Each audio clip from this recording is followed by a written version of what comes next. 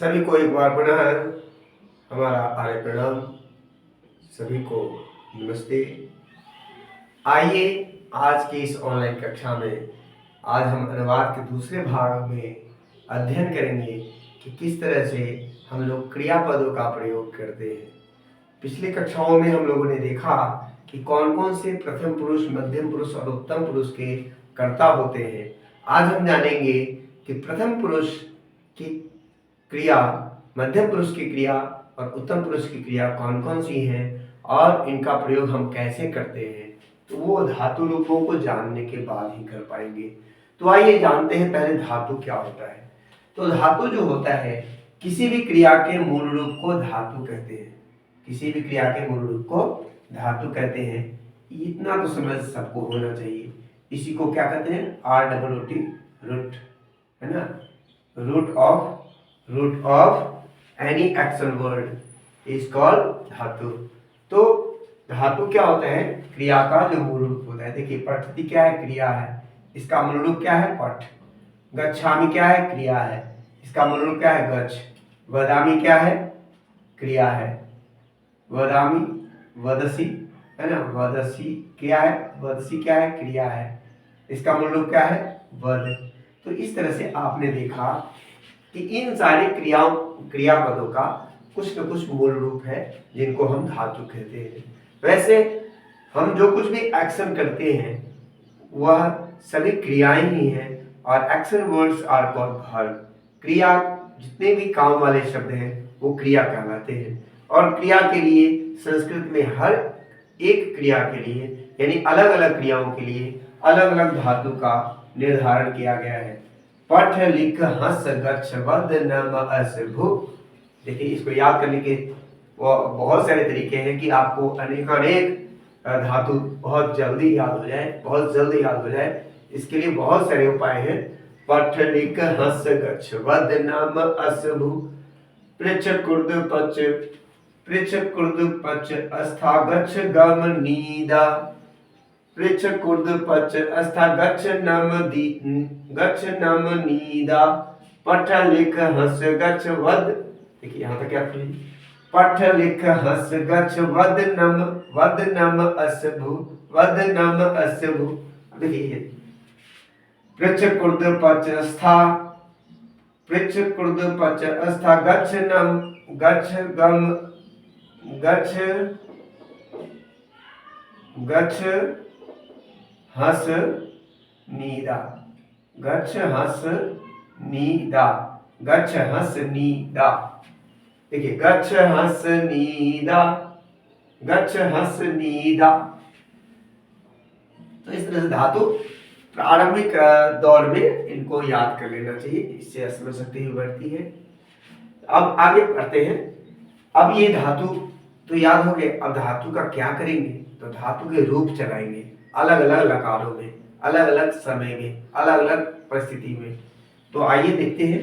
संस्कृत में 10 लकार होते हैं, ठीक है। लकार क्या होता है? लकार क्रिया के बदलते स्वरूप को का लकार कहते हैं। इसी को अंग्रेजी में टेंस कहते हैं। The form of action is called tense. Forms of verb is called tense. अब क्रिया के बदलते स्वरूप को काल कहते हैं। काल किसको कहते हैं? क्रिया के बदलते स्वरूप को काल कहते हैं, उसी को लकार कहते हैं। आगे संस्कृत में 10 लकार हैं। There are 10 tenses in Sanskrit, but we have to learn only 5 to translate. Okay, हम लोगों को अनुवाद करने के लिए केवल 5 लकारों का ज्ञान आरंभ में अत्यंत महत्वपूर्ण हो जाता है। तो आइए विलंब न करते हुए लकारों का अध्ययन करते हैं। सबसे पहले हम लोग अज धातु को लेते हैं। अज धातु को के धातु रूपों को याद करते हैं। ये अज धातु रूप बहुत महत्वपूर्ण हो जाता है क्योंकि इसका these are the helping verb, ठीक है। जब भी हम कोई सेंटेंस बनाते हैं, आप जानते हैं कि आरंभिक दौर में इज का यूज करते हैं, वाज का यूज करते हैं, वेयर का यूज करते हैं, इज का प्लुरल आर ये प्रयोग करते हैं, वाज का प्लुरल वेयर प्रयोग करते हैं। तो आरंभिक दौर में हमें अस धातु का धातु रूप अवश्य याद कर लेना चाहिए। तो आइए शुरू करते हैं। अस्ति अस्तः सन्ति प्रथम पुरुष, असि अस्तः अस्तः मध्यम पुरुष, अस्मि अश्व अस्म उत्तम पुरुष। तो ये प्रथम पुरुष, मध्यम पुरुष, उत्तम पुरुष आपने देखा होगा। प्रथम पुरुष, मध्यम पुरुष, उत्तम पुरुष के कर्ताओं को देखा होगा। और इसको शॉर्टकट में, इसको संक्षेप में यदि लिखना चाहेंगे तो हम लोग ऐसे लिखते हैं, जैसे लिखते हैं, देखिए, प्रपु प्रपु मपु उपु, प्रपु मपु उपु, ठीक है, प्रपु मपु उपु। तो अब इसका भूतकाल में देखिए, ये जो लंग लकार यानी कि भूतकाल, लंग लकार कार मतलब क्या हुआ, भूतकाल, ठीक है, लंग लकार का मतलब क्या है, भूतकाल, और लेट लगा का मतलब क्या है, भविष्यत काल। भविष्यत काल की क्रियाओं को बताने के लिए हम लोग लेट लगा का प्रयोग करते हैं, ठीक है।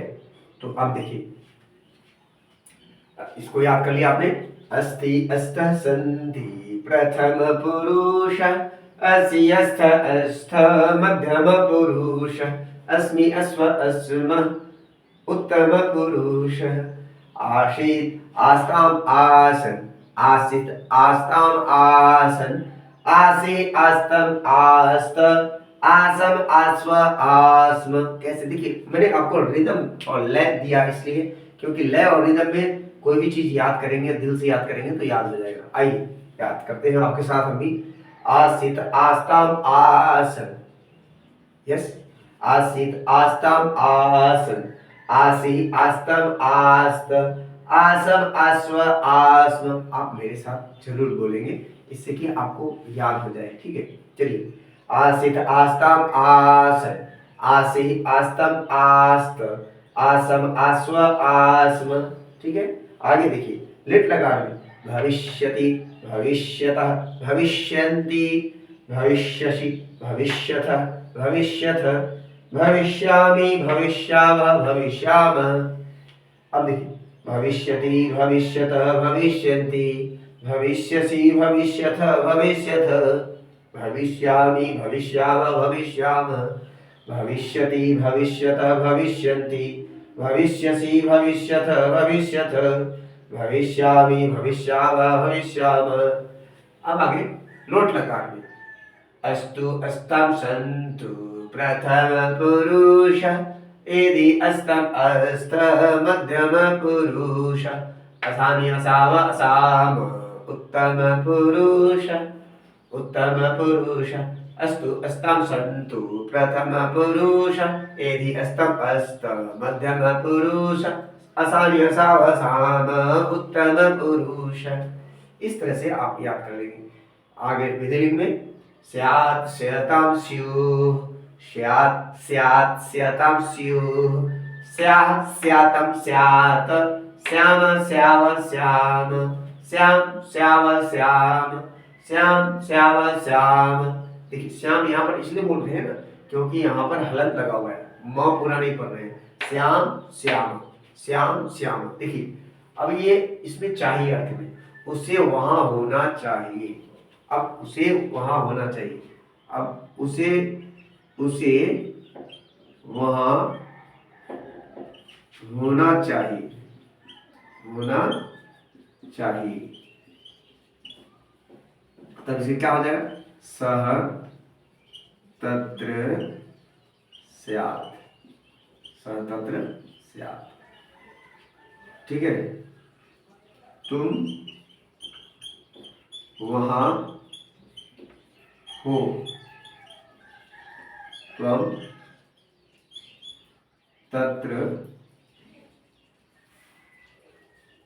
त्वं तत्र असि, तुम वहां हो। अब मैं यहाँ हूँ, क्या हो गया, अहम अत्र,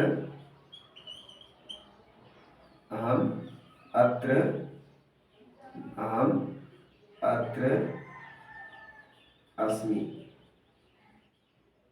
है ना। मैं यहाँ हूँ, अहमात्रस्मि।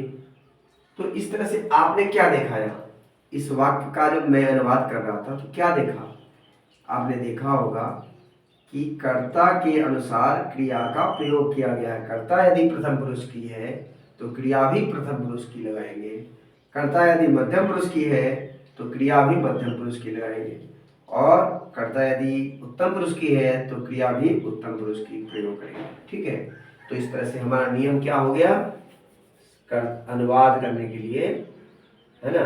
अनुवाद का पहला नियम, अनुवाद का पहला नियम क्या है, पहला नियम है नियम कर्ता के अनुसार क्रिया का प्रयोग, है ना। कर्ता के अनुसार क्रिया का प्रयोग, अनुसार क्रिया, ठीक है। कर्ता के अनुसार क्रिया का प्रयोग करेंगे, प्रयोग करेंगे, ठीक है। कर्ता के अनुसार क्रिया का प्रयोग करेंगे। उसके बाद क्या है, कर्म में द्वितीया, कर्म कारक में द्वितीया विभक्ति का प्रयोग करेंगे, द्वितीया विभक्ति, ठीक है। तो आपको कर्ता ने कर्म को करण से संप्रदान के लिए आपादान से संबंध काके की अधिकरण में पर संबोधन हे हो अरे क्लास 3, 4, 5 से आपको सिखाया जा रहा है हिंदी के कारक के चिन्ह। लेकिन संस्कृत में आपको इनके जब शब्द रूप याद होंगे, जो कर्ता है, जो सब्जेक्ट है, उनके जो शब्द रूप हैं उन यदि याद होंगे तो आप आसानी से, बहुत सहज भाव से, बहुत सरल तरीके से आप अनुवाद करने में सक्षम हो पाएंगे, समर्थ हो पाएंगे। तो इसलिए आपसे रिक्वेस्ट है, कम से कम राम शब्द का शब्द रूप अवश्य याद कर ले। राम राम राम प्रथमा, रामम राम रामाण द्वितीया, रामेण रमाभ्याम रामये तृतीया, रामाय रामाभ्याम रामेभ्यः चतुर्थी, रामात् रामाभ्याम रामेभ्यः पंचमी, रामस्य रामयोः रामाणां षष्ठी, रामे रामयोः रामेषु सप्तमी, हे राम हे राम संबोधन। इस तरह से आपको अनुवाद करने के लिए शब्द रूपों का भी ज्ञान होना चाहिए। जिस तरह से यहाँ पर हमने धातु रूपों का ज्ञान हमें आवश्यक है, याद करना आवश्यक है, ठीक वैसे ही शब्द रूप का भी हमें ज्ञान होना चाहिए, जिससे कि आपको अनुवाद करने में कहीं भी किसी प्रकार का कोई समस्या ना आए। तो अगली कक्षा जब हम जब हाजिर होंगे, जब उपस्थित होंगे, तो निसंदेह इन सब का हम लोग मिला जुला अभ्यास करेंगे और अनुवाद करने का प्रयत्न करेंगे। आपने आज सीखा अनुवाद करने का पहला नियम, कर्ता के अनुसार क्रिया होती है और कर्म में द्वितीय विभक्ति का हम लोग प्रयोग करते हैं। तो अनेकानेक अनुवाद के जो भी प्रश्न हैं उनके साथ हम लोग उपस्थित होंगे। तब तक के लिए आप स्वस्थ रहें, कुशल रहें, मंगल रहें। इन्हीं कामनाओं के साथ मैं अपनी वाणी को विराम देता हूँ। जय हिंद, जय भारत।